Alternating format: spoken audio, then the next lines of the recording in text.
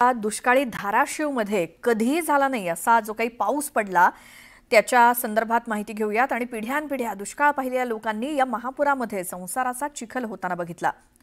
परंडा तालुक्यातल्या वाघेगव्हाण हे गाव तब्बल 72 तास पाण्याखाली होतं। गावात पुराचं पाणी आलं आणि लोकांनी आपला जीव वाचवण्यासाठी पळापळ केली। कसेबसे जीव वाचले पण होत्याचं नव्हतं झालं। संसाराचा चिखल बघून या गावकऱ्यांच्या डोळ्यात पाणी आलं।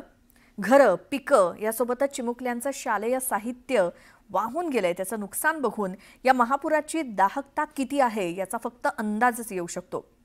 न्यूज 18 लोकमत सगळ्यात आधी या गावात पोहोचलंय आणि या गावावर आभाळ कसं कोसळलं हे महाराष्ट्राला दाखवलं। या महापुराच्या तडाख्याच्या वेदनादायी सगळ्या खाणाखुणा तुम्हाला दाखवतोय। या पुराचा तडाखा किती जोरात होता बघा। दूरपासून ही सगळी कुठल्या तरी गोठ्याची पत्रे इथे वाहून आलेली आहेत। एक एवढा मोठा ढीग लागलाय, म्हणजे एवढा मोठा गाळ म्हणजे हा वाहून आलेला आहे। म्हणजे छोटासा टेकडी झालेली आहे इथं आणि पाण्याचा वेग किती असा असेल तर याच्यावरून आपल्याला लक्षात येतं हा सगळा ऊस आडवा झालाय। माती पूर्ण वाहून गेली, म्हणजे जमीन एका ठिकाणी इतक्या उंचीवर आहे, तुम्ही खाली जमीन बघितलं तर एकदम खाली गेलेली आहे, म्हणजे माती पूर्ण वाहून गेलेली आहे। इथं कोंबड्या होत्या या शेतकऱ्यांच्या, त्या सगळ्या या पुरामध्ये वाहून गेलेल्या आहेत। आता इथं काही उरलेलं नाहीये। आपल्यासोबत शेतकरी आहेत। या सगळ्या तुमचं किती नुकसान झालं? माती सगळी वाहून गेली या शेतीतली। मला वाटतं हे दाखवूया आपण तिकडे। सगळी माती गेली, कोंबड्या गेल्या, शेळ्या, म्हशी, शेड तुटून गेलं, ऊसाची नुकसानी झाली।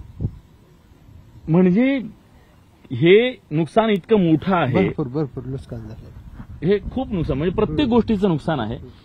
माणूस जेव्हा संसार उभा करतो, ताई या मला दाखवा, माणूस जेव्हा संसार उभा करतो तेव्हा तो काडीने उभा करतो, पण महापुराच्या एका तडाख्यामध्ये आयुष्यभर उभा केलेला संसार एका क्षणात कसा उद्ध्वस्त होतो याचं अतिशय विदारक चित्र इथं तुम्हाला दाखवतोय। कधीतरी या परिसरामध्ये किती सुंदर अशी ही झाडाची सावली असेल, अंगण असेल, पण आज या अंगणामध्ये केवळ उद्ध्वस्त सगळ्या संसाराच्या खाणाखुणा आहेत आणि हे अतिशय वेदनादायी। मी एक गोष्ट तुम्हाला दाखवतो।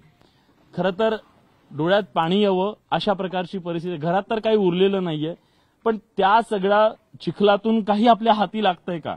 शेतकऱ्याची ही अवजार आहेत, या हे खुरपणी करण्यासाठीचं हे खुरपा आहे आणि एक गोष्ट हे बघा, इथं जे घरात मंदिर होतं त्यांचं,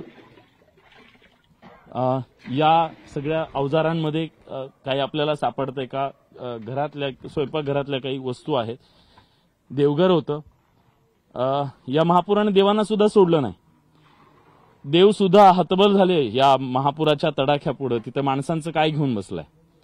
माणसं तर काडी कसपटासारखीच आहेत आणि संसार तर काहीच नाहीये।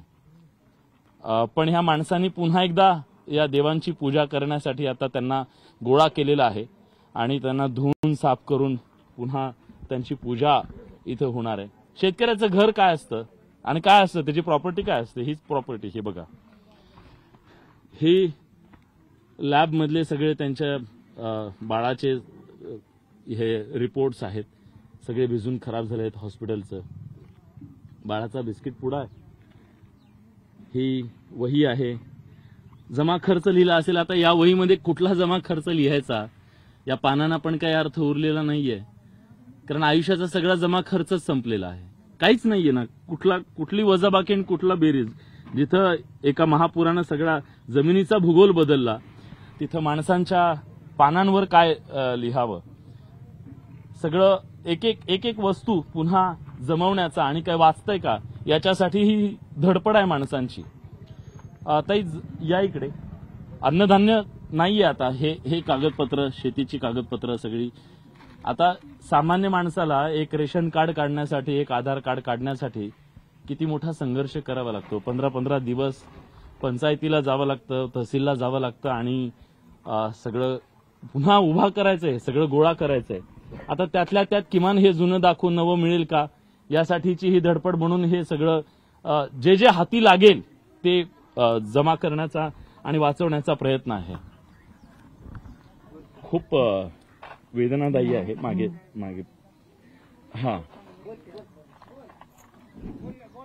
बोला ना।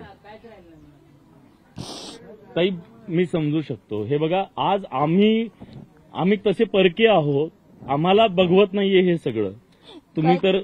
तुम्ही तर भोगताय हे सगळं. काय सुद्धा राहिलं नाही घरात. जनावर गेली, कोंबड्या गेल्या, शेळ्या गेल्या, खायला सुद्धा नाही आता घरात काय. मग सध्या प्रपंच कसं भागवताय? तर दुसरीच देतात आणून गावातली. घरी तर काय नाही आता. अन्नदाता आहे हा, अन्नदाता, पोशिंदा, बळीराजा.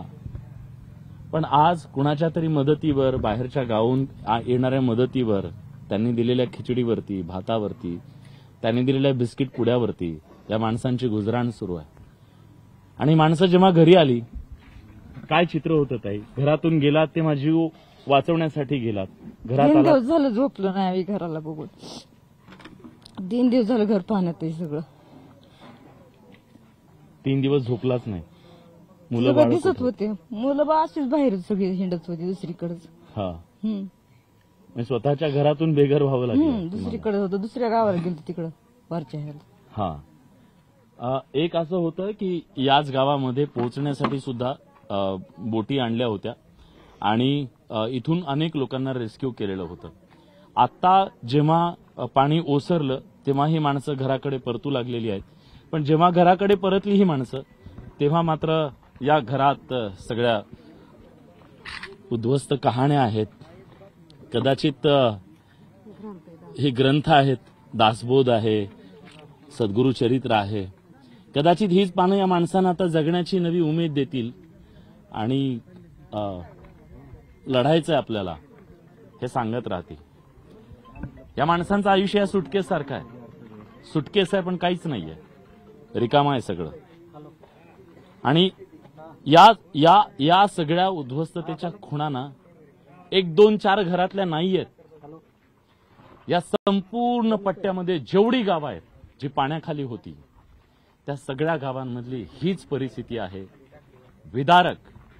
एखाद्या भूकंपानं गाव गाडलं जातं आणि ते कसं उद्ध्वस्त होतं, तसं एका पुराच्या नंतर गाडली गेलेली गावं जेव्हा पुन्हा पाणी ओसरल्यावर उघडी पडतात, तेव्हा पाणी किती निष्ठुर असतं याचा आपल्याला प्रत्यय येतो. आज ह्या सगळ्या माणसांच्या चेहऱ्यावर हेच दिसतंय की या महापुरानं तुम्हाला खूप मोठ्या जखमा देऊन गेल्या. हो, महापुराने जखमा तर दिलेल्याच आहेत, पण ते न भरून येणार आहेत. काल मंत्री महोदय आले होते, त्यांच्या पुढे गावकऱ्यांनी आपलं म्हणणं मांडलेलं आहे. जास्तीत जास्त आता शेतीचं तर नुकसान झालेलंच आहे. शेतकऱ्याला सवय आहे की पाऊस आल्यानंतर महापूर येतो, अतिवृष्टी होते. पण ह्यावेळेस घरातलं जे संसारोपयोगी साहित्य आहे आणि जे धान्य होतं, बाकीचं जे साहित्य होतं, ते सगळं वाहून गेलेलं आहे. जवळजवळ गावातल्या 100-150 घरांमध्ये पाणी होतं. पूर्ण घरं बुडालेली होती आणि सगळे स्थलांतरित झालेले होते.